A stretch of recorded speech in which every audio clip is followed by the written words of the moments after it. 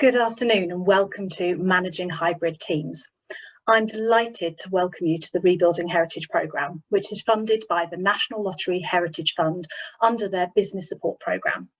I'm Sarah Murray. I'm the Project Manager on the Heritage Alliance's Rebuilding Heritage programme. This is the first session of our events themed as From Survival to Sustainability. We're exploring the transition phase that we're now in and thinking about what we've learned from this last year that we can utilise into the future for the benefit of the heritage sector. This last year, many of us became home workers, and as we head towards more opening up, we may be thinking about a return to site-based working. Today, we're challenging you to think beyond these binary options, and so we're exploring hybrid working, thinking about the different models available, the benefits and challenges, and how to retain team working and organisational cohesiveness. A little bit of housekeeping for you before we begin. Audience members, your cameras and microphones will be switched off throughout. There is a lot of content to cover in today's session, but we will have Q&A opportunities throughout the session, so please do pop your questions into the Q&A box, not the chat box. The chat is there for you to say hello, interact with your fellow attendees, and do let us know about any tech issues. Do make sure that you have your chat set to all panellists and attendees. If you want to share with the whole group, there's a drop-down option where you type into the chat and you can change there who receives your messages. We do have live captioning available today, so you can turn this on via your Zoom menu, and the session will be recorded and made available on our website afterwards. I just want to tell you a bit more about the Rebuilding Heritage programme before I hand over. Rebuilding Heritage provides training and support for the sector to help heritage professionals and organisations respond to the challenges of the COVID-19 pandemic. We're offering free resources such as today's session, which will be openly available online, as well as one-to-one and group support, which you can access by application. Applications for round 5, which is to receive support in July and August, opened today, actually this morning. Full details are available on our website, which is www.rebuildingheritage.org.uk. The application is quite short. We estimate it should take about 30 minutes to complete. And if you have any queries, questions, we have an Intro to Rebuilding Heritage session running next week that you can book on via our website and pop along and meet myself and my colleague Vanessa, and you can ask us all your questions there. The round 5 is the last chance for you to apply for business planning support. So if you feel you need business planning support, now is your chance to get your application in. And the deadline for all applications to round 5 is the 1st of June at 11 PM. Please do apply. We're keen to hear from you all. You can also follow us on Twitter at heritage_RH and using the hashtag Rebuilding Heritage. Now onto the session itself. I am delighted to introduce you to Andrew Evans, Director at both Think Philanthropy and Diversify Your Talent, on behalf of Creative United, our business planning partner on the programme. Andrew previously worked at National Museums Liverpool, where his proudest achievements were driving the expansion of the International Slavery Museum and bringing the Terracotta Warriors to Liverpool's World Museum. Over to you, Andrew. Thank you, Sarah.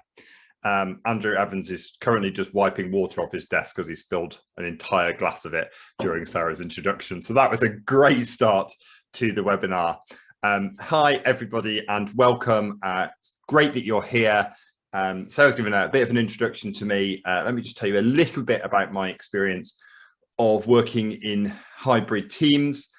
So I've worked in over many years in a whole variety of work situations, including 10 years between 2002 and 2012 in an organisation where we basically had a very mixed model of home working, office working, remote working in other locations across a whole city. I've worked in places which were very rigid in their requirements and in places that had some flexibility around time but not location, and others where there was flexibility around location but not time. We're going to talk about all those kinds of things during our session together.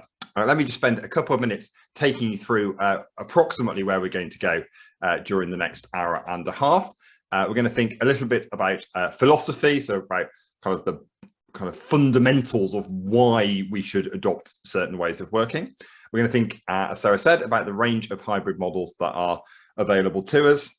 I'm going to think about the benefits and the challenges of some of those, and they will obviously be context dependent, and we'll talk about that.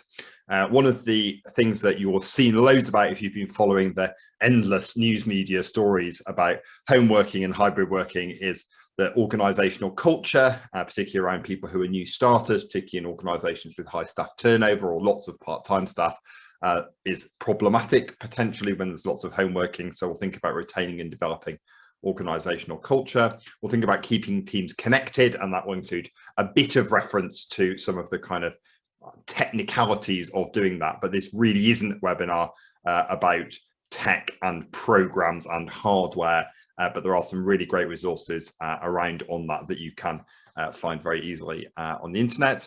We're going to think about expectations and obligations, both legal ones and ones of your team and your people. We're going to think a little bit about productivity and cost implications, and then we're going to finish with some stuff for implementation. My style is generally to break these things up, because as much as I love the sound of my own voice, you probably don't. So we'll have a numerous kind of breaks where I'm going to stop for a couple of minutes and just get you to sort of think for yourself about how you might approach some different things. So if you have a pen and paper or something you can scribble on a screen handy without kind of killing the Zoom, that might be useful to you. And there will be multiple opportunities as we go along for Q&A rather than having them all at the end, because I find if you leave until the end, there's never any time left because you just chat through the whole session. So there will be some of those. So do put those questions whenever you think of them in the Q&A box, and Sarah will kind of coordinate those for us, and we'll work through them at various different points. So without further ado, let's crack on to our next slide, which is this. So what are we talking about? What do we mean when we talk about hybrid teams? Well, what we mean is fundamentally this: just teams where staff and volunteers, and I'm aware that many of the organisations that are here today are, if not volunteer-led, then at least very volunteer-heavy. So volunteers are an important part of this. So teams where staff and volunteers work in different locations in different ways. And I think the most important thing perhaps to say about this is that this is not a new thing at all. You know, and actually very few organizations are not in some ways hybrid. So if you have already an organization with a site where some people work in an office and some people work sometimes in the office and sometimes behind a reception desk and sometimes outside on a site, or they're traveling up and down on a railway because they're a volunteer or whatever, or you've got people who go and visit other projects, or senior staff members who go off to London for strange meetings that the rest of us don't understand, you are already hybrid working in some way. But what has changed obviously over the last year is the extent of that hybrid working. So we've gone from almost entirely at home, I guess about 12 months ago, to various gradual opening up, some people being back on site, sites being closed again, sites being open again, and so on. We've tried all sorts of things over the last 14 months or so, which is great because it gives us lots of data, lots of insight into how some things might work. But it's also dangerous because, well, as we'll see, the last year should not be taken as typical of what home working and hybrid teams might look like, just as the last year has not really been typical of pretty much anything else that's going on in the world. So that's what we're talking about. What's the right place to think, to start thinking about hybrid working? I think very, inevitably most of us have a view. I imagine that the kind of people who are joining in this webinar, you're probably people with views about all sorts of things. And that's what makes the sector that we work in so fascinating and interesting, which is that people have all sorts of really interesting and thoughtful views about almost every topic in the world. And you can meet people from our sector and you can have great conversations in the days when we were able to meet people over a drink and have great conversations about almost anything. But I think that means we bring often our presuppositions and some ideas that have been formed largely from our own experience, which is obviously limited. So the right place to start thinking about hybrid working is this, I think. What do I actually want to achieve? What's the point of having people working in one place as opposed to another place at one time as opposed to another time? What's that about? And I think the answer is what I want to achieve should be an organization, whatever my organization is, however big or small it is, that does the best that it can with the resources that it's got. And for most of us, a vast proportion of the resources that we have are the staff and volunteers who we work with. So what we should want to achieve from hybrid working is great productivity from our staff and volunteers. That's what it should be about. And in almost all modern work, and maybe all modern work, but I'm introducing a qualifier just in case, but in almost all modern work, the workers who are productive, who deliver the most outputs, are the workers who are happy with their work. And on the whole, there's loads of surveys that show this from all over the world, a whole bunch of different cultures, but particularly in developed Western economies, the workers who are happy and therefore productive are the ones who feel in control of how they work. So there's been loads of surveys. When I was at National Museums Liverpool, we did a really interesting exercise on office relocations, and should we go with kind of very open plan? Should we have more kind of private rooms? Should we have a bit of a mixture? Should we let there be more home working, et cetera, et cetera? I did a bunch of research on the kind of academic stuff around this. And what it shows is that where you get individuals who feel they get to choose their work pattern, or who feel they contributed to either their team or the whole organization's decisions about that, they are much more happy and productive, in a way, almost irrespective of the final pattern that we ended up with, because it's about feeling in control. It's about feeling that you're listened to. It's about feeling that your contribution is valued.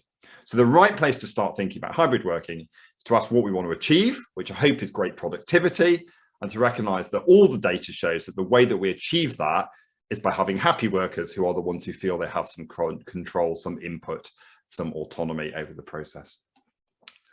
And I imagine that most folk here today are organizational leaders or managers of one sort or another. And if you are one, you need to hear this. And if you're not one, you're probably going to nod your head at this, which is this. So contrary to the beliefs of most organizational leaders and managers, and indeed contrary to a lot of management kind of jargon and textbooks and courses, improved productivity mostly comes when you let staff do things their way and you listen to what they have to say, and you kind of let them run with that. And you might need to, tweak it and change it occasionally. You basically let them do things their way rather than trying to force them to do things your way. And that's because if you're an organizational leader or manager, you've either never done their job, in which case you don't really understand it, or you haven't done it for a while, in which case it's probably changed. So really listening and letting staff do things their way is absolutely critical to making this work. Because as my wonderful former boss, Laura Pye at National Museums Liverpool used to say, no one comes to work wanting to do a bad job. It wasn't meant to be a literal truth, it's an aphorism, because there are some people, I guess, a very small number, particularly in our sector, who don't really care. But the vast, vast majority of the folk that we work with come to work, whether they're physically coming to a location or sitting at their computer at home, wanting to do a good job, wanting to have an impact, wanting to make a difference, because they really care about our organisations. They really care about the places where we are engaging people with culture and heritage. And what that means is that your key to success in all of this is to listen to your team. So this is my kind of one thing to take away from today, okay? Whatever you are going to do about future patterns of working, do not, please, do not just decide that that is what you are going to do. Really listen to what your team have to say. They will have brilliant ideas that you have not thought of. This isn't because you're stupid, it's just because you can't know as much as everybody else together can possibly know. So listen to your team, hear what they say. It doesn't mean you have to do what you're told, or that you're kind of being led by from the bottom up, but it means you getting all of that big picture of where people are at and what they want, trying to sort out the contradictions, also get them to listen to each other so they kind of hear where other people are coming from on this. And your job, and the reason if you're a leader or manager, you get paid the big bucks, is to try and resolve some of those tensions and come up with something that works for the organization, which is almost inevitably going to be the same thing that works for the team, because those two things go together. So that's the key to success. Okay, that's my philosophy. That's where I'm approaching this from.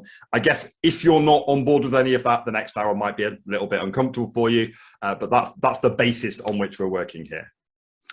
So next, we're going to think a little bit about the range of models available for hybrid working. Now, obviously, there is an almost infinite variety of how that could be, but essentially, I think it focuses on two axes, and I've represented those in that grid there, which looks a bit like a Boston Consulting matrix or an Eisenhower matrix, all those kind of things that we all familiar with. The first, the axis along the bottom is location. So your x-axis, if you remember your GCSE maths, x-axis along the bottom is location. Y-axis up the side, that's time. So your traditional factory worker job, which I guess is the place that lots of us start thinking about work, isn't it? It's, you know, it's the cotton mills, it's the production line of the Ford Model T, is rigid on time and it's rigid on location. So, you know, you clock in at 7 a.m. at the factory and you work until, you know, depending on whether we're, what era we're talking about, you know, 7 p.m., 8 p.m., 3 p.m., whatever, you work until that time in that place and then you go home again. And you probably don't take any work with you outside of that location. So that's the kind of bottom left-hand corner. There are a whole bunch of jobs that are now flexible about location, but very rigid on time. So I guess the example of that is if you've been in touch with the NHS test and trace system over the last year, which I guess very many of us have, you'll be talking to a call center operative who is almost certainly not working in an office. They're working at their desk at home. So they have absolutely got to be on their shift when they were meant to be on their shift, receiving calls. But where they are doesn't make any difference because it's all done over VoIP connections on the internet. The other kind of flexibility is rigid on location, flexible on time. Many of us who work, I guess, in larger cultural organisations will be reasonably familiar with this kind of arrangement. So when I was at National Museums Liverpool, we basically operated a sort of core hours system of 10 till 3 and basically a flexi time system around that where people could come earlier, go earlier, whatever they wanted to, maybe come and go both earlier and build up some hours that they would then take off as flexi days later in the month, that kind of thing. But you still had to basically do that work in the office. So you came to wherever you were working, you know, even if you were around multiple sites, but you came in, you clocked in, you did your work, and then you went home. And then the fourth category, the top right hand, the most flexible of all, it's your digital nomad worker. And there are a whole bunch now of organizations, particularly in the kind of tech startup industry, that just recruit people who live anywhere in the world.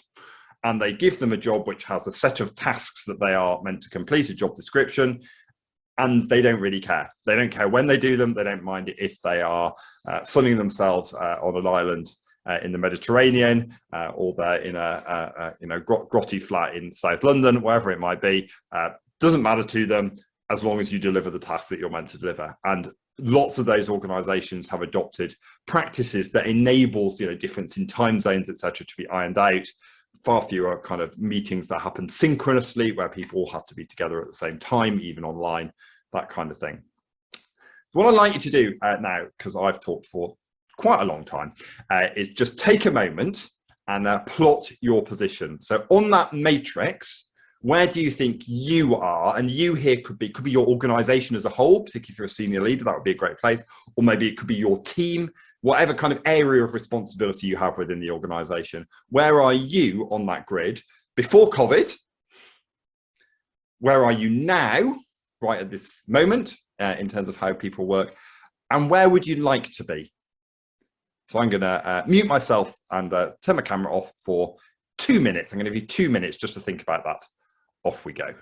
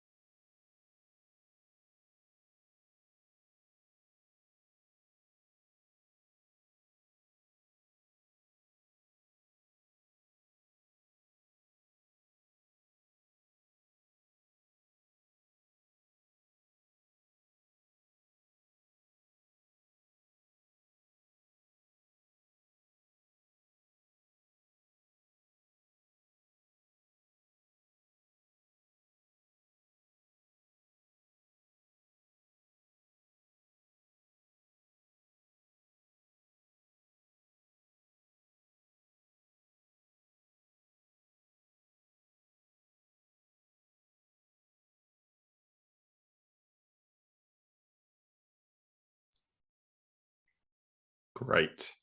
Well, I hope you got on okay with that. And if maybe that prompted some questions for you, some things that you kind of want to reflect on or think about, if there are things that we can help with in that, do stick them in the question and answer box there at the bottom of your screen, or maybe kick those around with some colleagues next time you're able to do that.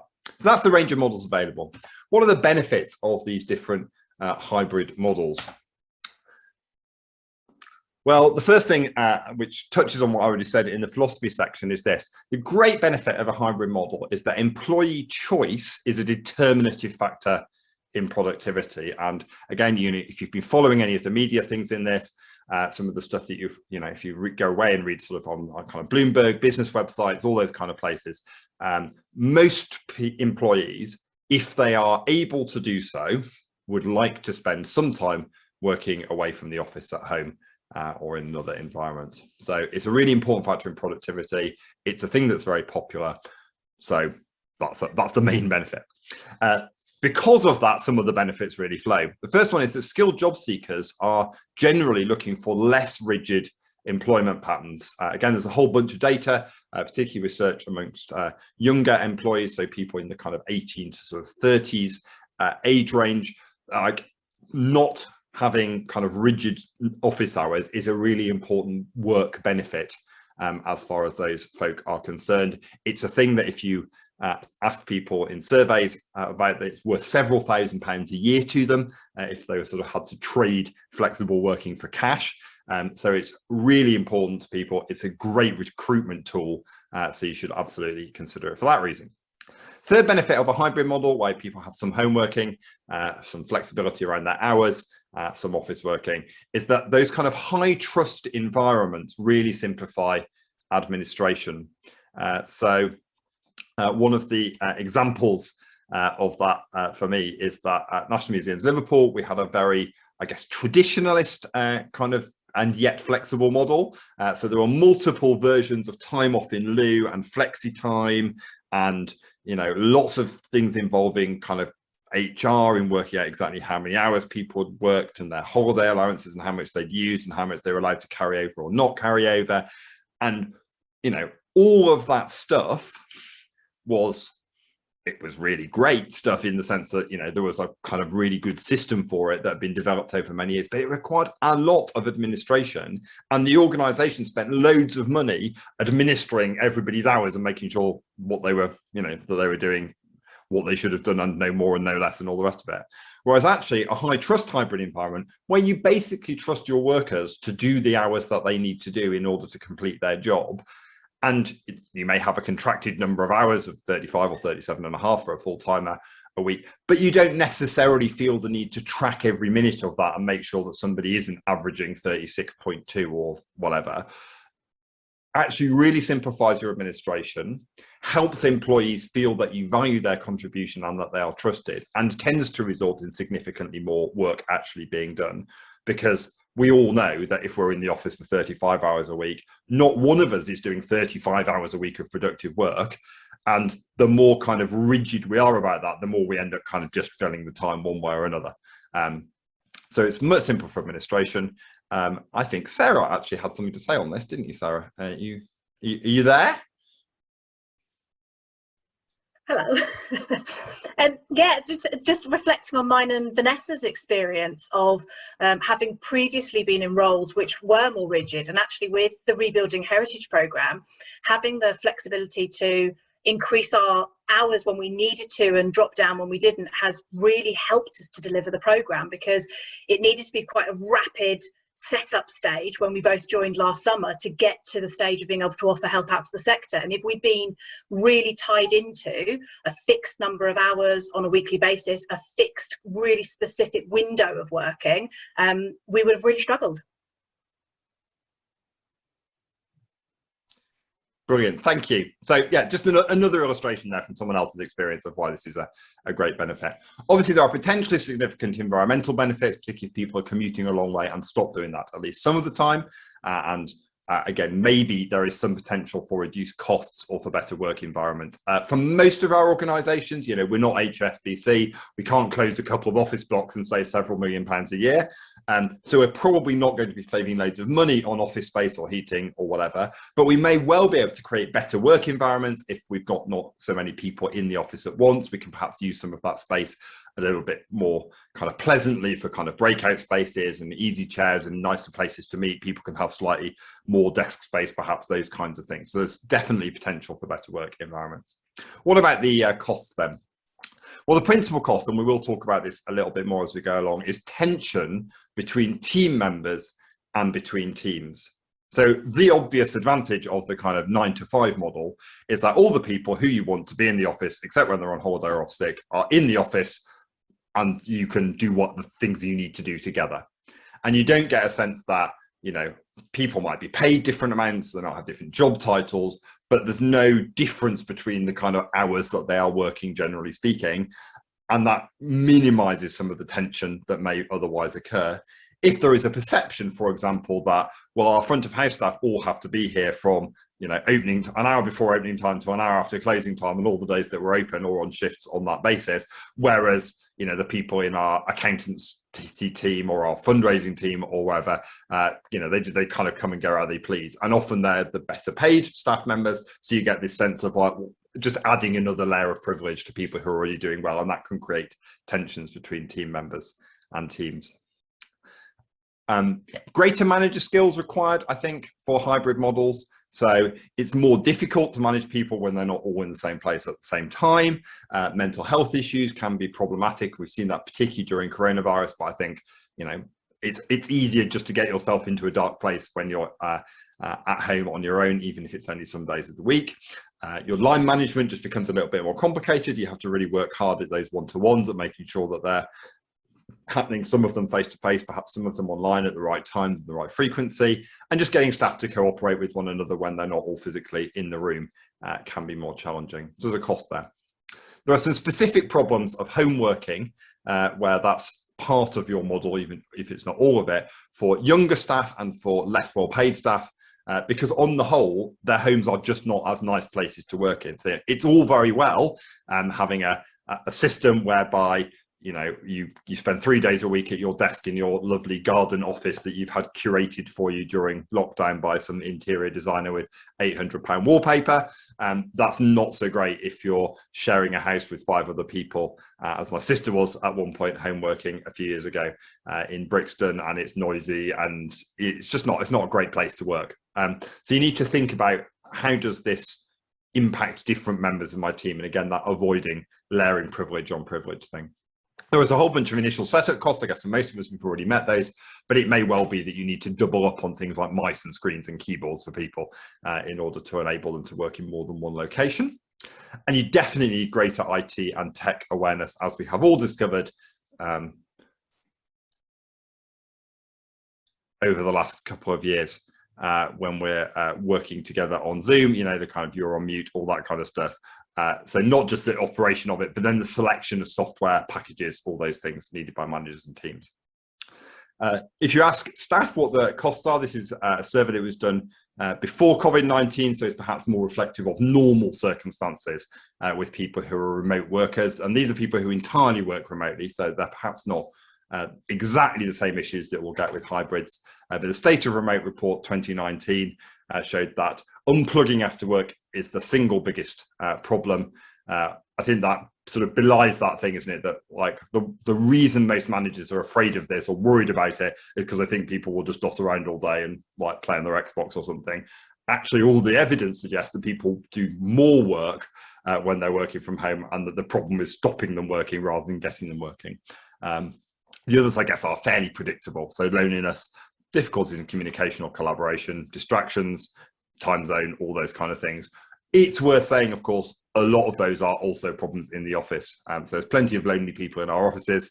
There's plenty of people who find it difficult to communicate with other members of staff in offices, etc. So they're not unique to that, but they are things that we need to be aware of as we're considering the kind of models that we're going to adopt. If looking at that slide makes you think, well, let's just go back to, you know, normal and how it was, my challenge to you just before we come to some Q&A is this.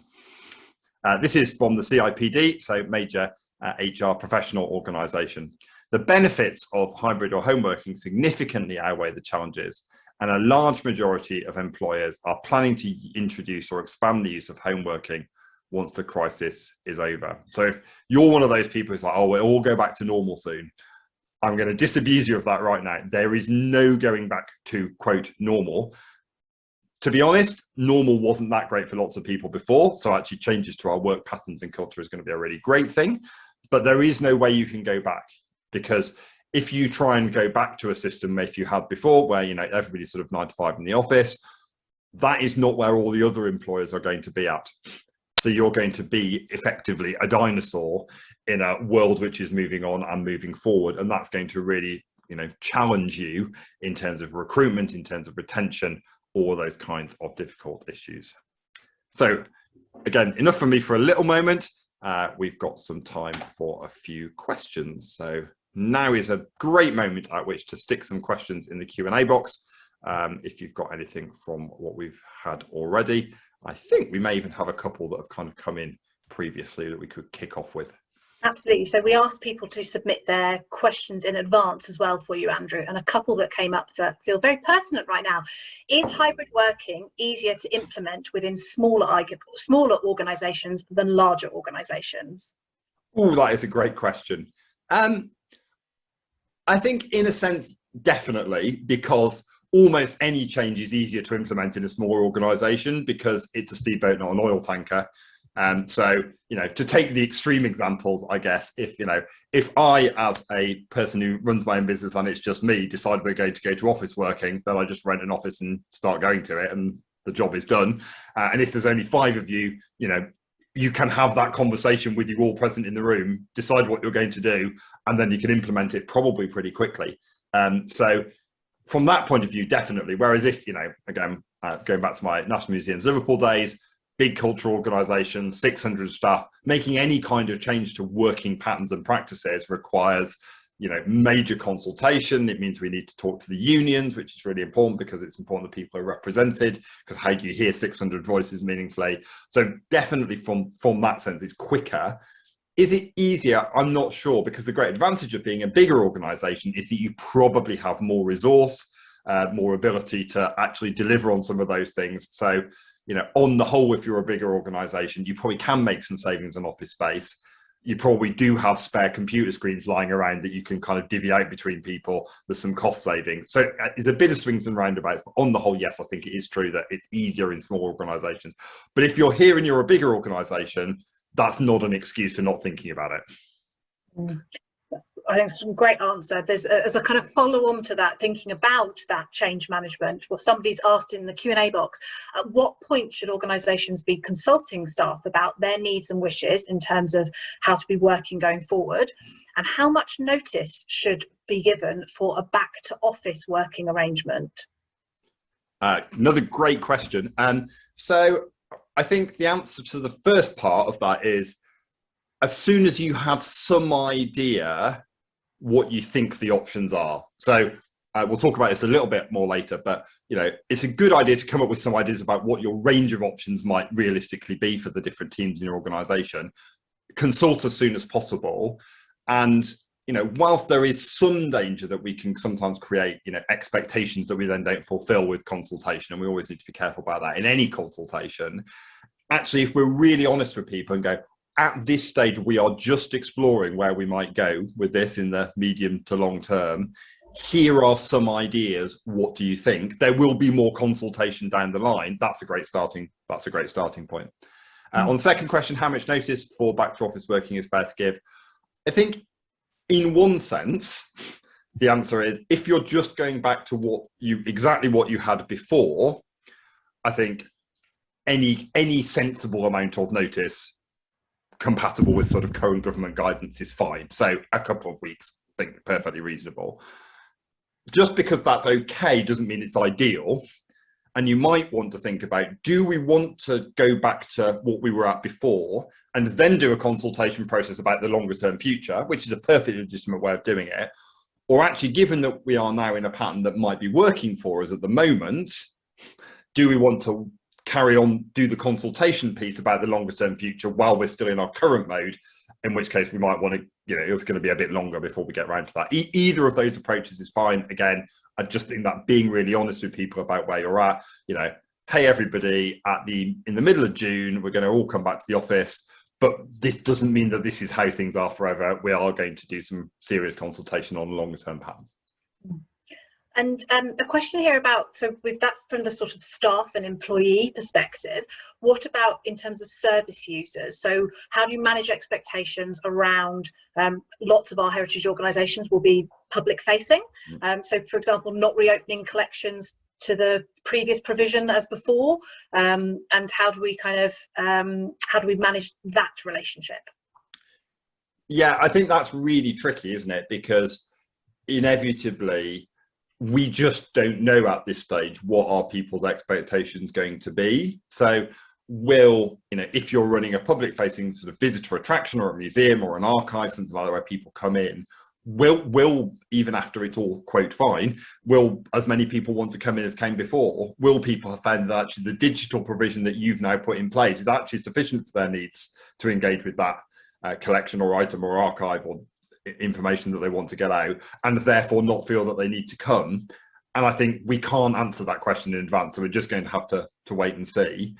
And I think what you should do is, think about the range of things that might happen, go with your best guess as far as you can tell, and that might involve user surveys or things like that in order to get that data, and then be prepared to change it in a few months' time or even a few weeks' time if demand turns out to be very different from what you thought it was. And the hard part of that is just distinguishing the noise of a small number of vocal people who won't like whatever you do, because whatever you do, some people will dislike it, and the kind of real sense of where most people are at in terms of using your service. And I think with service users as with staff, the key is just to be really clear at the moment. We are feeling our way in a new world where things have changed and nothing is forever. So these are our opening hours for the next period of time. And we are working on whether this is going to be how it looks still in 6 or 12 months, but it might not be. And I think that honest conversation that things are fluid and likely to change is really important. And most, the vast majority of people respect that. No, I think you're absolutely right. I think there's no danger at the moment in using words like trialing. We're trialing new opening hours. We're piloting. We're, as you said, feeling your way. I think that's a really good answer. Is there time for any more questions, or would you like? Yeah, should we do one more? Let's take one more. Take one more question. We've got a number of questions here that are getting quite technical about kind of things like the legal side of things, insurance implications, contracts, and I was just wondering whether you wanted to touch briefly on kind of somebody asking, do all employment contracts need changing if people are going over to hybrid working? Are there legal and insurance issues people should be considering? The short answer is yes, there are definitely legal and insurance answers you should be considering. I will cover that a little bit later on. And you may well need to minorly revise employment contracts, but equally, actually, as long as what you are doing is consistent and what you are saying to people is consistent, and there's no, objections to that from the staff team, until you get round to doing your employment contracts, any kind of tribunal or place where that is disputed will just take what you have been doing in a kind of custom and practice way as normal. So as long as what you're doing is broadly reasonable in the light of the events of the last year, and for example, keeping people in a home working or hybrid working situation while you work out a permanent situation would almost certainly be seen by, by a tribunal or others as being a reasonable step. Lovely. Fantastic. I'll leave you to do the rest of the presentation. Right, let's crack on. Let's talk a little bit about hybrid working and culture. So one of the things, as often said about home-based working, and it does particularly affect people like new starters, is what about culture formation? We can do this hybrid working stuff or home working for maybe 6 months, a year or so, but eventually the culture of the organization is just going to fall apart, etc., etc. And it's certainly true that sharing physical space with others is helpful for culture formation. You know, people just learn by osmosis. They learn behaviors and values by seeing other people at work. They just learn very practical techniques about how you deliver things and do things by seeing other people kind of do them and engage with visitors, all that kind of stuff. So sharing space with others, absolutely helpful for culture formation. We're not denying that. But I would say that culture is much more influenced in an organization, not by whether your desk is 3 feet apart from the next person, but by how well you as an organization work to your values, whatever that statement of values actually looks like. So, you know, the thing that really influences whether or not staff are rude to other staff isn't how physically close they are to each other. It's how they behave all of the time, whether they're on a Zoom or in an email or in person. So that working to all your values is the thing that really matters. And some aspects of face-to-face might help you with your values. But when you're thinking about hybrid working, it's really useful just to reflect on how do the different elements of hybrid working perhaps shape the culture that we have. And we'll talk in a little bit about things like emails and protocol around responding to kind of messages and phone calls and all of that kind of stuff. So think about those different elements. But don't start with the assumption of like, we've just got this great work culture and we've got to protect it by not having kind of too much home working, because it may well be that lots of people in an organization didn't really think the work culture was that great to start with. So, you know, there's a piece of baseline assessment for you. And it may well be that even if it was quite good, it could still be better. And perhaps hybrid working is part of that, because again, you know, people who feel more in control, people who are kind of happier, people, staff and volunteers who are more sort of, you know, feeling that they are able to work flexibly may actually really help your culture rather than hindering it. So a little exercise for you now, another couple of minutes just to sort of think and reflect for you. 4 questions that you can use to evaluate the current culture in your organization or your team. They're not exhaustive. There are loads of other suggestions. Again, just a quick web search on, you know, evaluating my work culture or my employee culture. But these are the 4 that I found most helpful in just assessing where we're at. So how well do we handle conflict? How well do the different teams work together? Where do people raise issues? So do people raise issues and problems in their one-to-one and in Teams meetings? That's a really good culture. Do they moan about it at the pub after work only? That's not such a good culture. I mean, we all moan about it in the pub after work, don't we? When we can, honestly. But if that's the only place, that's not so good. And are people rewarded for good performance, and how so? So I'm going to give you 2 minutes again. I'll mute myself, turn my camera off. Just, you know, you're not going to come up with exhaustive answers to those questions. It's just worth having a little ponder about those questions for your organization or team, and maybe think about how you could use something like that in a little evaluative exercise with your team. A couple of minutes to ponder that.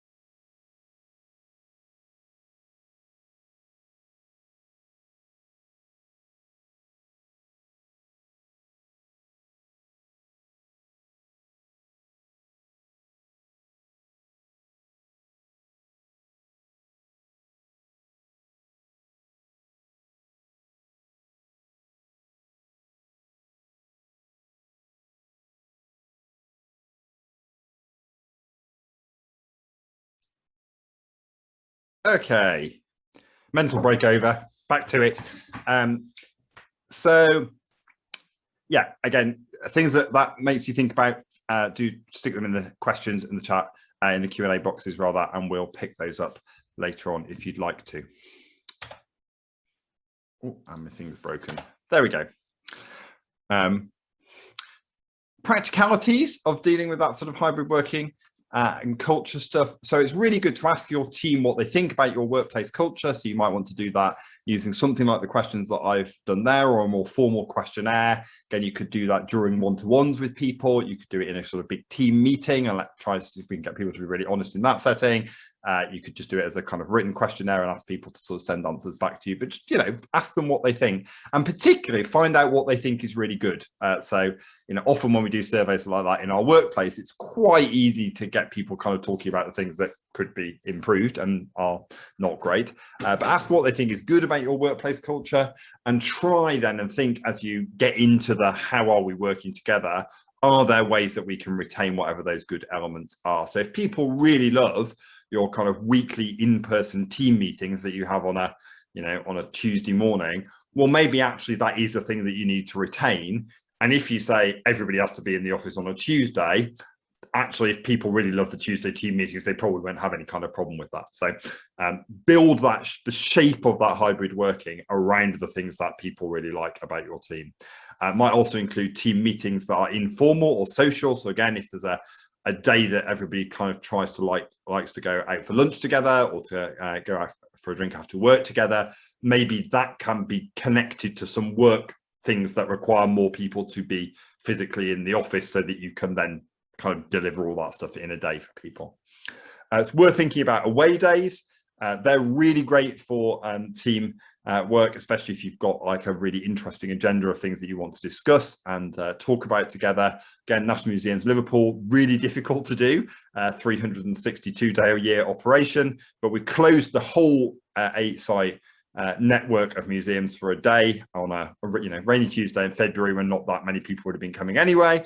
Booked an enormous conference centre and had a 600-person whole team day with really nice food and just a really well thought out program, lots of interesting kind of talks.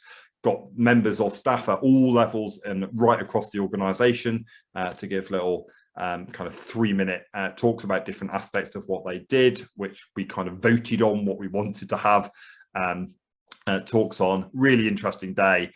You couldn't do that too often, but even if you've got a site that's open most of the time and your presenters couldn't possibly do that, you really can. So maybe that's something you should consider. How do you collaborate both formally and informally? And how are you going to retain that in a hybrid working model? And how do you do your communication protocols? We'll talk about that a bit more in a minute, and particularly about what I call asynchronous communication, which basically just means don't expect to reply straight away, but more on that in a second. How do we keep teams connected? This, again, along with culture, is the other thing that's often stated as a problem with home working or hybrid working. But generally, I'm sure you have noticed over the last year, our problem is not a shortage of mechanisms for connection. So if you ever get confused as to which button you're pressing because you don't know if you're on a Zooms call or a Teams call or a Skype call or a Google chat or whatever, a WhatsApp video multi-thing, we've got no shortage of mechanisms for connecting with each other. We can do it with voice, we can do it with text, we can do it with video, we can do it with all of those things simultaneously. And we don't have, as again, I'm sure you know, a lack of information. So most of us have emails and data and information coming out of our ears, 100,000 unread emails or whatever it is. So that's not the problem. The problem is filtering the information that we need in an information age. And the one thing that I would say in terms of thinking about how you implement any kind of hybrid working, or indeed even if you're going back to a more traditional office working, is that the mechanism by which you communicate should show the requirement for a response. What do I mean by that? Well, if you need an answer right away, you should go and actually meet somebody, just stand over their desk or have a meeting with them, or you should phone them up. Because that is a mechanism that most of us understand instinctively as a thing that the person wants an answer straight away.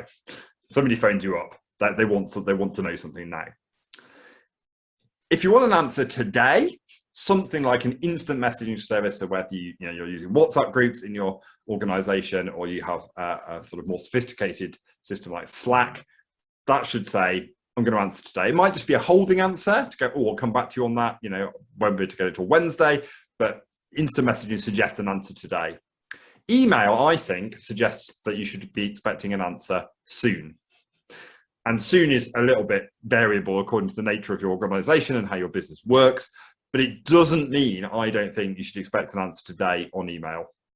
And anybody who's expecting an answer today on email, unless you're already in a conversation, you chat and you know the person's there, in which case, why you're not having it on the phone. So email for an answer soon.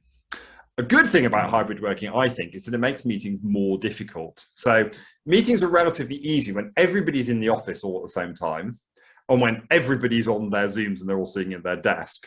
But where you've got 4 people in the office and then 2 people working at home and 1 person working in a co-working space because that's much nearer their house and they like it, and then 1 person, out on a trip somewhere, that's a somewhat more technically complicated meeting to have. And that's a really good thing, because the first question we should all be asking about our meetings is, does it really need to happen? Because, well, let's be honest, we all know most meetings are a waste of time. So really think about, do I need this meeting? And I'll give you some practicalities around trying to decide that in the next slide.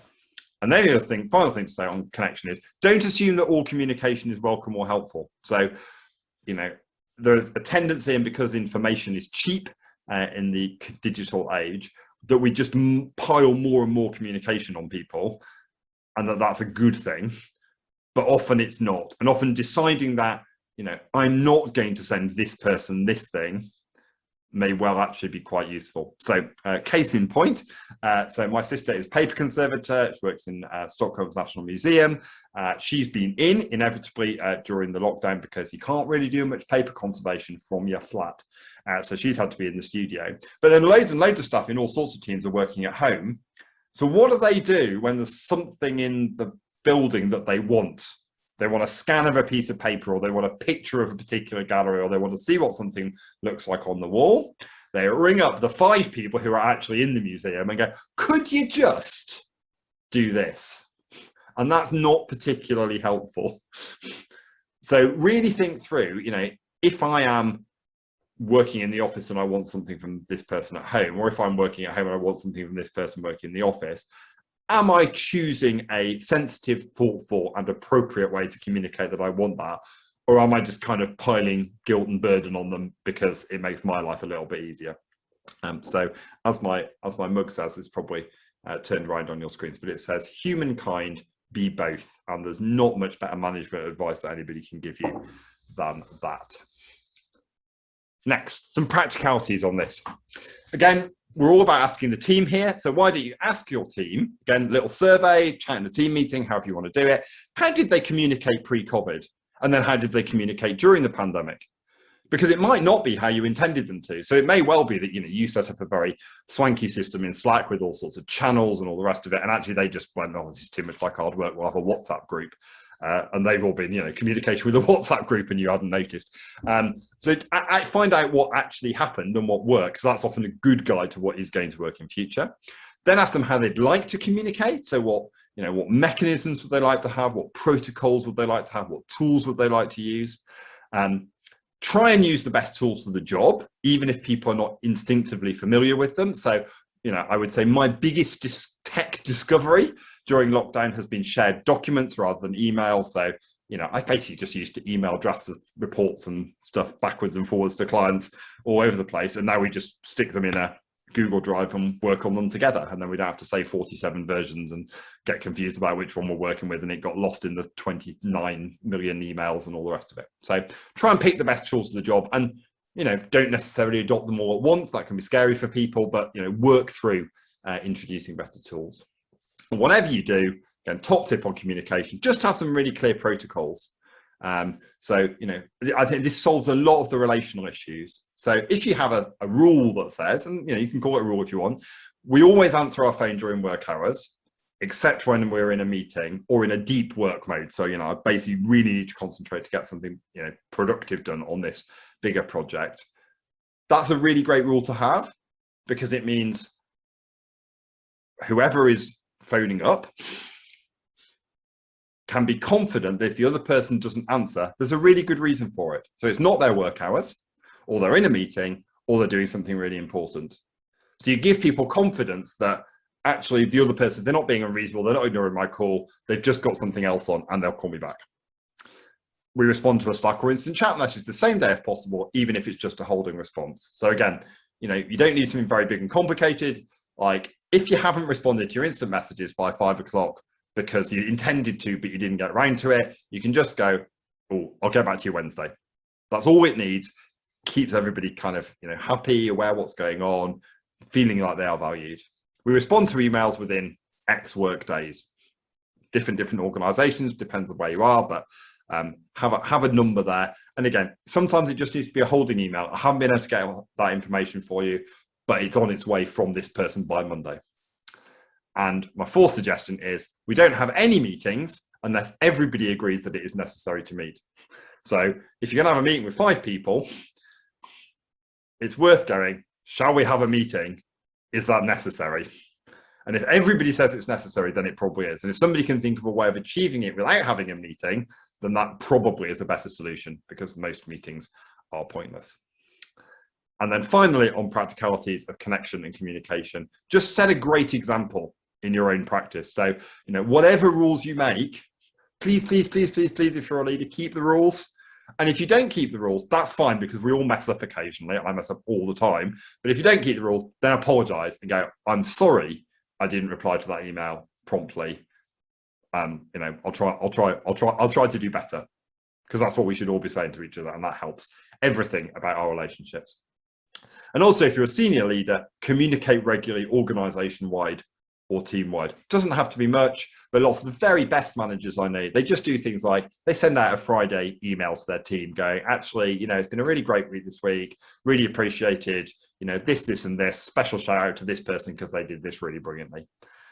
So communicate regularly across your team, across the organization, tell people what's going on, you know, show people that you care about them. Enough of me.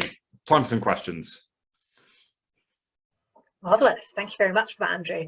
So a question come in here about what do you do when there's a difference of opinion between what staff want and what senior management and trustees want, and how do you manage those expectations and negotiate those differences? Great question. I think the answer is that the default, so senior managers and trustees need to understand that they need a really good reason not to do what the staff want. So that would be so I think there's a lot here about presumption. And I think in most organizations, including almost all the ones that I've worked in, and, you know, some of this was my fault, so I hold my hand up. As a senior leader, my presumption is that what should happen is what I want. Because that's why I'm here and I'm really important. But actually, that's not particularly helpful presumption, I don't think. So actually, if we can, you know, try and encourage the senior leaders around us, particularly those that we know best, to adopt an attitude that says, what is my really good reason for not listening to what the staff want here? That's a great starting point. Now, if you're sort of if you feel like you're the person in the middle, that can be really challenging and a really hard place to go. So find, you know, your line manager perhaps is the sort of more senior person, and who hopefully you have a good working relationship with, and go, like, can we agree that this is a good philosophy? That a good philosophy is that we should listen to what the staff want in order to deliver their jobs effectively, unless there's a really good reason not to. And if you can agree on that, I think that then unjams quite a lot of the logs. And it may well be that what the staff want is not doable, it's not viable for some, you know, perfectly often mundane, pragmatic reason.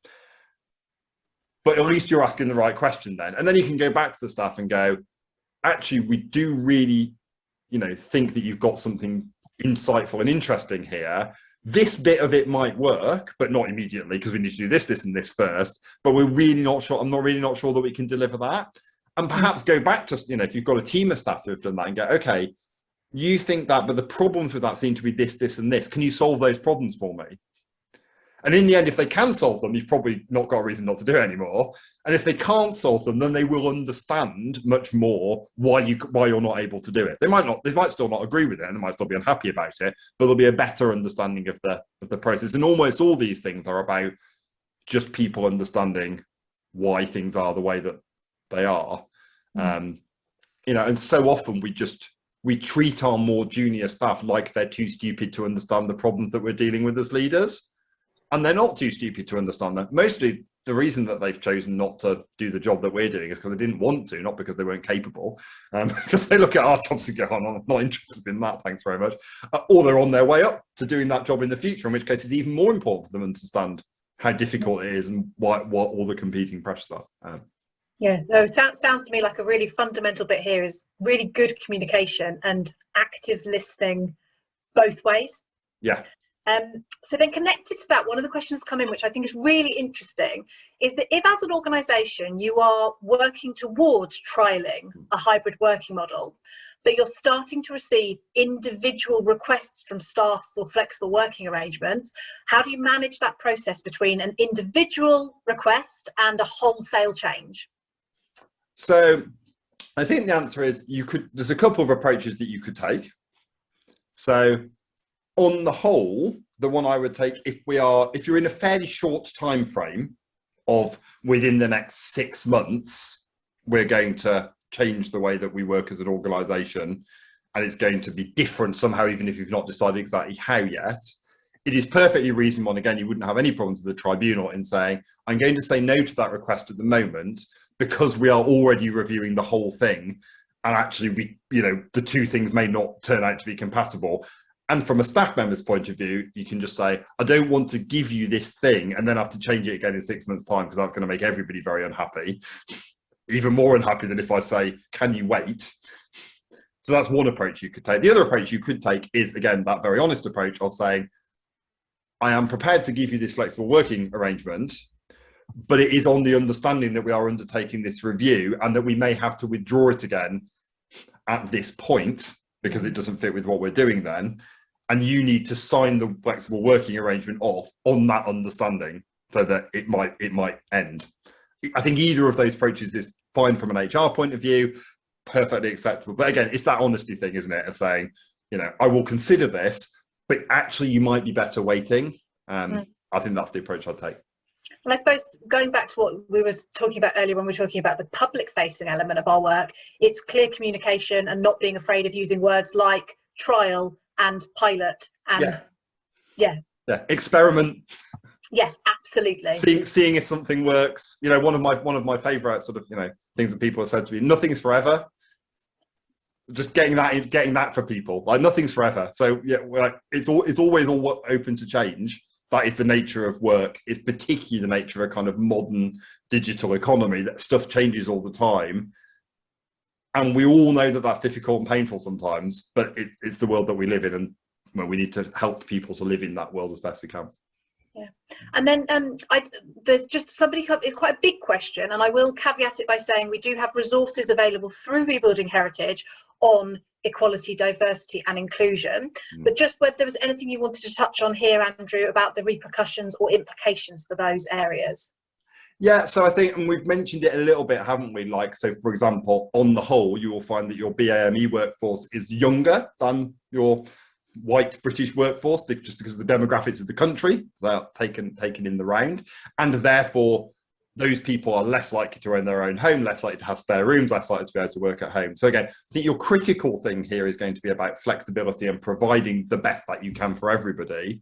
And I don't think there should be very many organisations where we say that coming into work in the office or in an office is not an option. So you may be able to stay at home if you want to, but very few of us, I think, should force people to stay at home. Almost every kind of tech company that I've come across, especially at the sort of larger scale or more successful scale, who have a kind of an entirely remote workforce, will pay for somebody to go and use a co-working space if they don't wish to work in their own house. So that's another option. And just there's a bit of there's a flexi work question somewhere in the list that I saw as well. that's a thing that is on the rise. I think there'll be loads more of that over the next couple of years. Those kind of WeWork type spaces. I think they're really great. I think they can be really creative for people, and maybe that is an option. If you're an organisation, particularly if you've got people who live a fairly long commute away, actually saying to them, you can work at home, or you could use a flexi workspace. They might be prepared to pay a proportion of that, and you could pay a proportion of it. It wouldn't be that difficult to come to an arrangement. You just need to think about how does that impact other people and other preferences. And I suppose just reflecting back what you're saying, it's about broadening out our understanding of what it is to work and the spaces that we work in. Yeah. So not taking a fixed view of workers and work environments, and as you said before, that things change, nothing stays the same. Absolutely. And I think we just have to ask ourselves, why does it matter to me? Why does it matter to me where this person works? And there's a number of legitimate answers to that, like, is this fair on the other members of staff? But that should be a kind of problem to be solved, not a reason to say no. So if I feel like, well, we pay our front of house people really badly and they have to be here, and then we let all these other people who we pay a bit better work at home, maybe the answer to that is to solve the we pay our front of house staff really badly piece. Rather than to stop people working at home. So it's just about what are the questions that we're asking and the kinds of solutions that we're coming up with. We'll say a bit more about that specific issue in a minute. Have we got time for another question? Or we'll do one more. Let's do one more. So this one's a very, very practical one, which is thinking about how organisations need to think about the home working expenses. Do they have to pay a proportion of people's broadband, utilities, equipment, desk space? And is there guidance that they can look out for? So there is.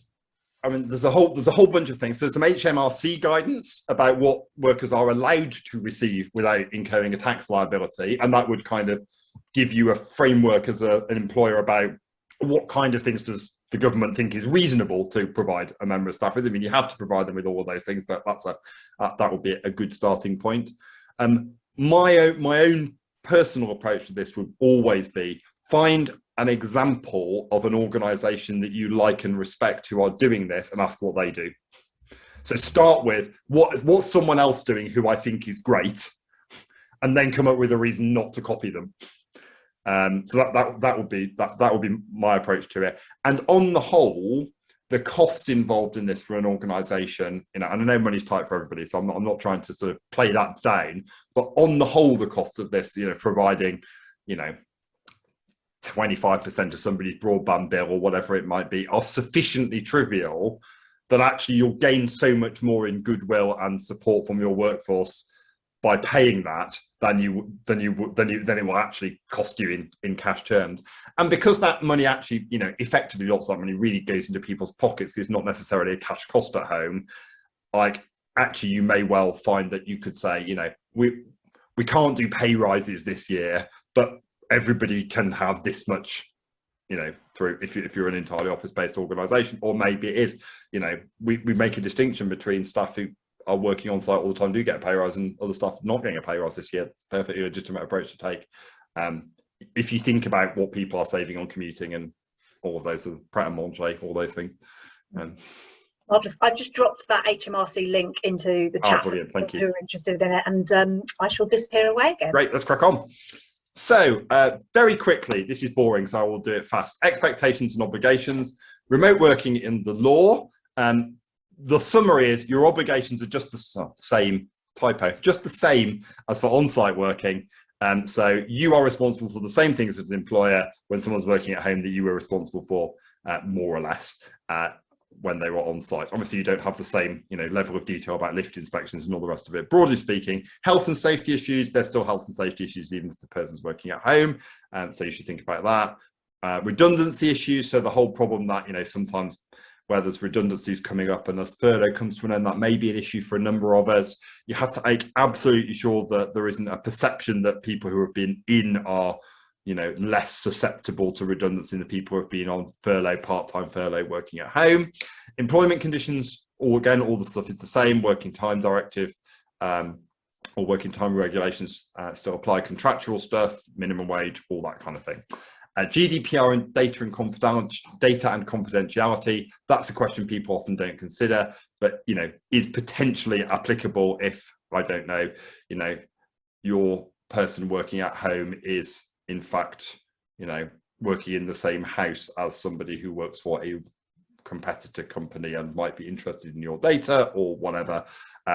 You know, people seeing donor data if you've got fundraisers working online on the CRM system at home, those kind of things. So it's just worth thinking through all of that stuff, and you should like reflect on that.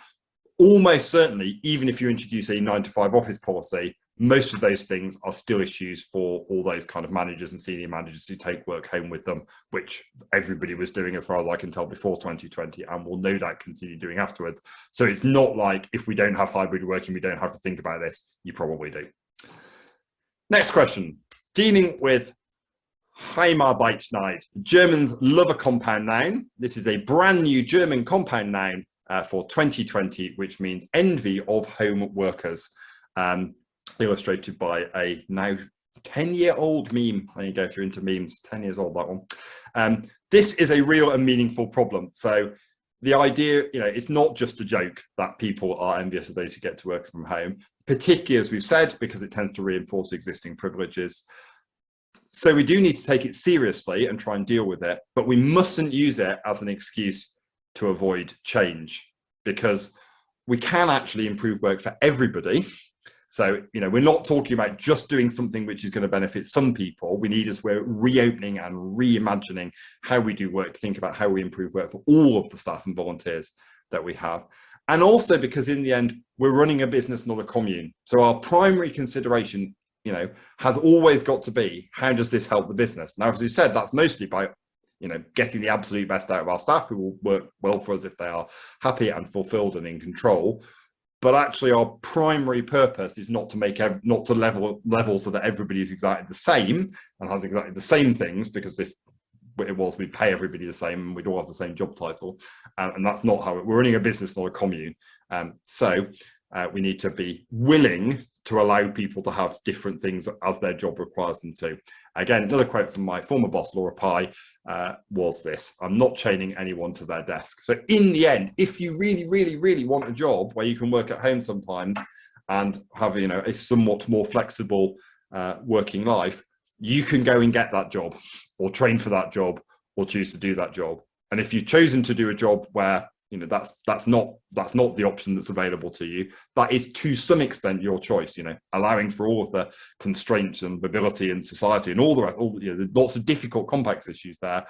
But we also just have to say there is an element of personal choice here, and people need to be grown up about that choice. Most importantly, though, I think we should imagine better work for everybody. So even if we can't, you know, replicate Apple's Cupertino headquarters, which I just think looks like an Aerobee, if you remember those, but is absolutely beautiful inside and just has these wonderful spaces and amazing restaurants and all the rest of it. We can't replicate that, but we can find out what people want. What is most important to people who have to be in the office or on the site?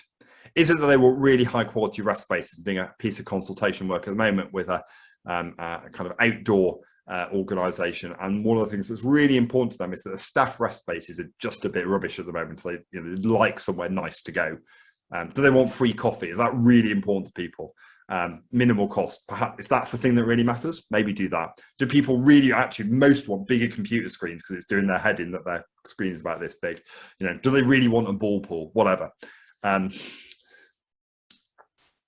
As we're thinking about these things, can we have some give and take? So let's say we go, everybody who is basically a desk-based employee can work 2 or 3 days a week at home. Is there something we can do for those, say, visitor services, front of house, customer-facing staff who cannot do that, that helps them to feel like work is being made better for them? Could we get, actually, all those staff, they can have 2 extra days of annual leave every year, and we will cover that, not by necessarily having to employ more people in income or cost, but by getting managers, senior leaders, exec team members, whoever you've got, to cover those extra days, which is, you know, over a year, probably for most of us not going to add up to that many days. Can we actually bring those people in? There's a whole bunch of benefits to doing that. You know, it just gets people connected to the shop floor. It helps people understand what the people are doing. It's actually quite fun, all of those kind of things. Can we help everybody? Can we think of something creative that enables us to make work better for everybody? And also ask on-site staff how do they think their work could be delivered more flexibly? So maybe they can't be totally flexible or as flexible in terms of, you know, where they are delivering their work, but maybe they could have a day a month when they work at home because they've got some tasks that they do on a regular basis that don't require, you know, being customer facing. Maybe you could introduce a little bit more flexibility around shifts and times than you have at the moment. Or maybe there is nothing you can do to deliver their work more flexibly, in which case, if your staff have been asked and they come back and go, no, we cannot think of anything we can do to make our work be delivered more flexibly, at least that has been articulated by them, and therefore they will understand, or are more likely to understand, when you say that you can't change this.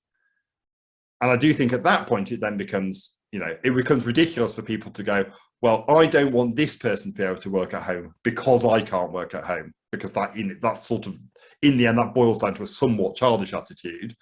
And I think if you've been through the rest of the process, then you can call that out for what it is and say that's, you know, that's just a sort of envy, isn't it? So, little exercise. I think we're a bit short of time, so I'm going to skip this one, but it's going to be on the recording, so come back to it if you'd like to do it. What interpersonal issues do you see in your organisation, if you allow those who can work from home to do so? So what tensions might that create? How does that reflect on your existing work culture? Because basically, if your front of house staff who can't necessarily work so flexibly already feel really resentful of all your back office staff, and this is just like adding fuel to the fire, that's not really a problem with home working. It's actually a problem with your existing culture that you need to address. And if whatever your concerns are that you come up with, how are you going to deal with them? Next, dealing with overwork. This is the #1 reported problem with home working. It does happen in offices too, by the way. There's lots of overworking in offices, but it's the #1 reported problem with home working. The thing I want to say about that is mostly that it's really important to understand the difference between expectations and freedoms and the subtleties in those differences. So we need to create an environment as leaders and managers, wherever we can, that doesn't expect people to do any more than the thing we are paying them to do. So, you know, if you have a appraisal system that requires people to have gone, quote, above and beyond in order to get the top mark, as I was talking to someone the other day, a place that they worked had that is an unreasonable expectation, because it's basically going, the thing we pay you to do is not enough. You can't just do that and we think you're excellent. You have to do more than that, and that's not fair. Okay, so that's an expectation. But even if but there are also freedoms. So if somebody wants to do a bit extra, you know, maybe there's that they're young and they might be single, not have a partner, you know, they really like being in the office, they love the other people that are around them, or they love kind of, you know, they just love the work, they're really interested in it, and actually they really want to do a few more hours than they're contracted for, and they're really enjoying it and they're really happy in it. That's fine. It's absolutely fine for people to do that, because they're grown-ups and we want to allow them some freedom of choice about how much they want to work. But they need to understand that just because they're doing something doesn't mean everybody else has to do that thing as well. And again, one of my key things here is one of the big solutions to lots of our problems at work is just understanding that other people, they're not like us.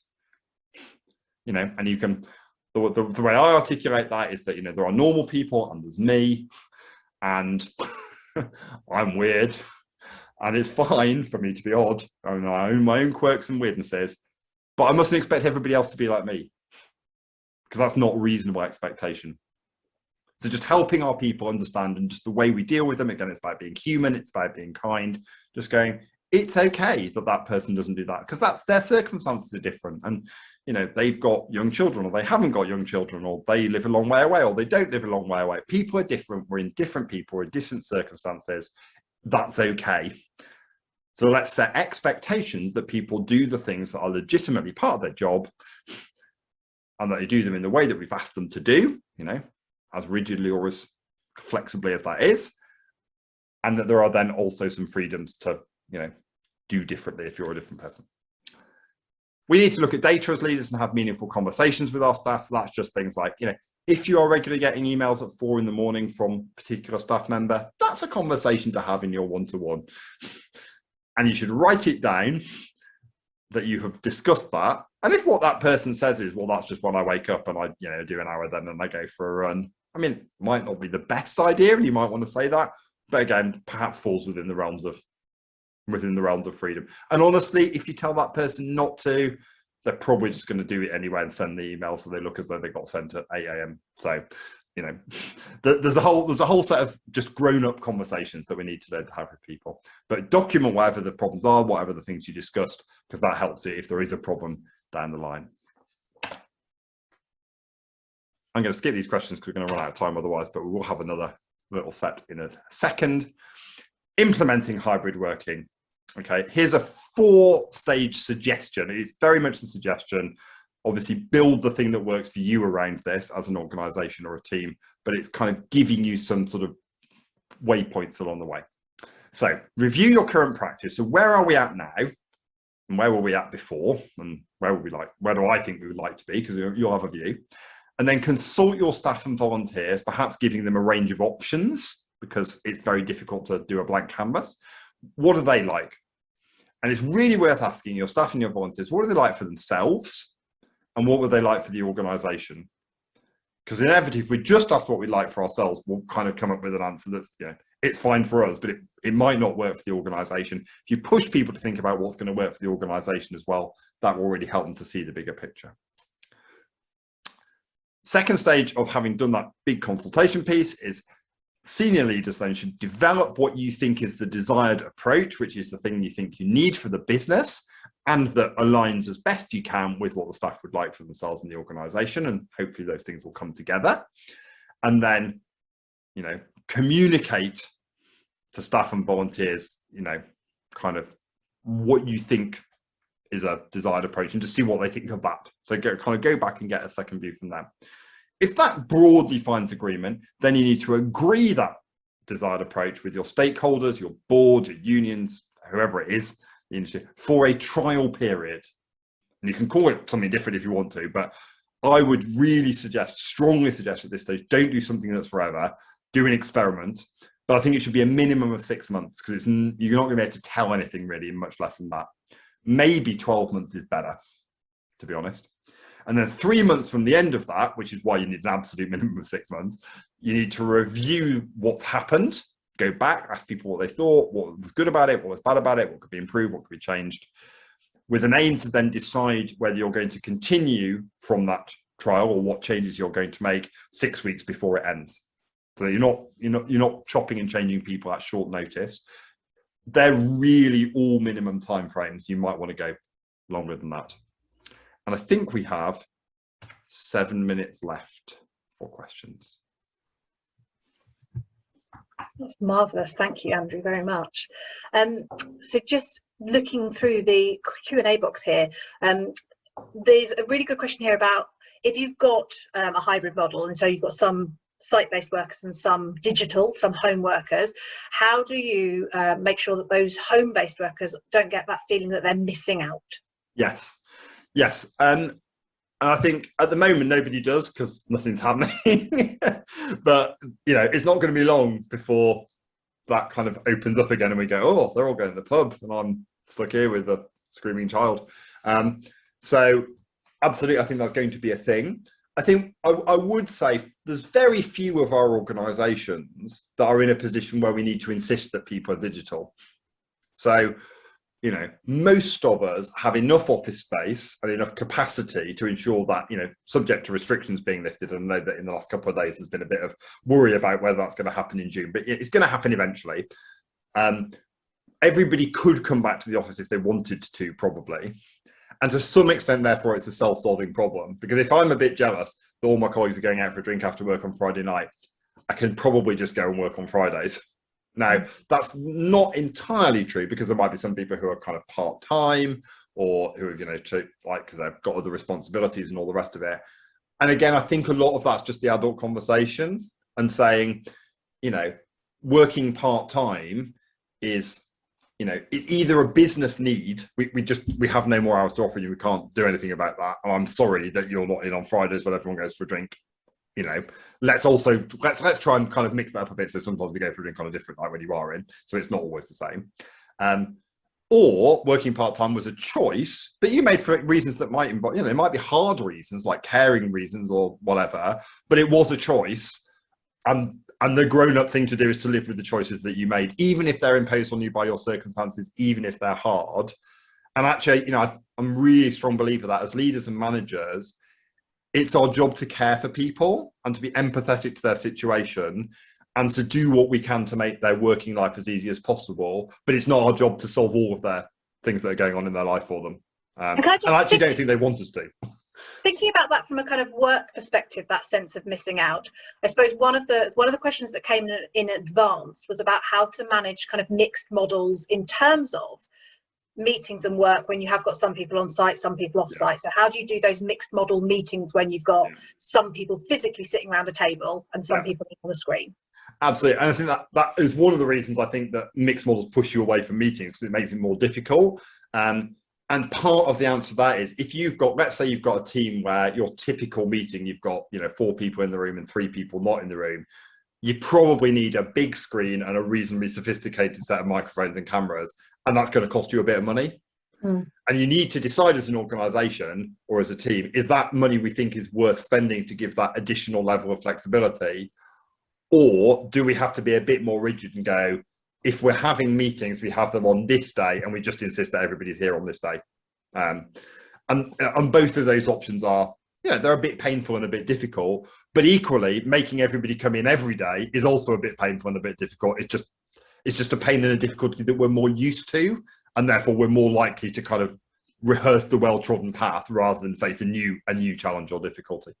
So I think a lot of the answer to that does lie in good tech, and in just making intelligent choices and thoughtful choices about how we're going to use that in a way that, is that a good investment for us or not?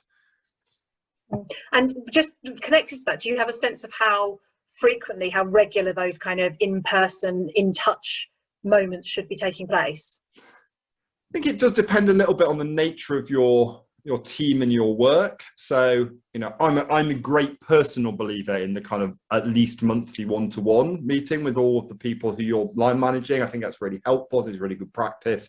And actually, if, probably most people who are certainly in their first 6 months in a row, I'd probably make it once a fortnight, because I think that's really good.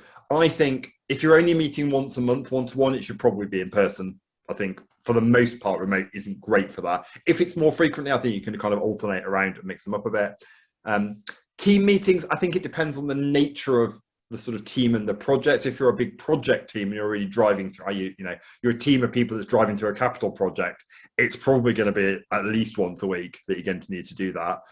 If you're, more of a team of people who strategically work together, but actually deliver different things on a day-to-day basis, maybe once a month is sufficient. And I guess my rule of thumb is the more infrequent the meeting is, the more helpful it is to have it in person. And the more frequent it is, the less it matters that you have it in person, at least not every time you have it. So that would be my kind of my guideline. And generally speaking, if something is monthly or quarterly, you might be mostly better having it in person, though it could be a bit mixed. And I think, and you're just always asking that question of, is this a meeting we really need? Can it be combined with another meeting? Is there an alternative way of doing it? And, perhaps if you've got a team of people, so again, when I was at National Museums, there's 12 of us and you have like 25 different meetings around that group of people for different things and with different other external groups and directorates and teams, just go, can somebody sit down and spend a day thinking about which of these meetings can we replace, change, do differently or whatever, would be, a godsend to the vast majority of the organisation. So just being prepared to invest a bit of thought in that as we go forward. So we are now out of time, I'm afraid, Andrew. So just before we go, I just wanted to ask you, what one thing, if nothing else, what one thing should people take away from this webinar today? Absolutely. The thing you should take away is your team know, even if they can't always articulate it brilliantly, how they're going to work best for the good of the organisation. And your job as a leader or a manager is to listen to your team and take away all the knotty problems that they bring you and work them through and then bring them back something that works as best as you can make it. And it will not be perfect, and it will not please everybody, because that's the curse of being a leader or a manager, but it will be better if you listen to your team. Fantastic. Thank you so much, Andrew, for all of your amazing insight today. As I said at the beginning of the session, it will be made available on our website in due course, so this recording will be available. Thank you very much, everybody, for attending today. Please do keep an eye out for the evaluation form that will pop up when you leave the webinar, and keep an eye out on our website for information about the application process and further upcoming webinars. Thank you so much and have a lovely afternoon.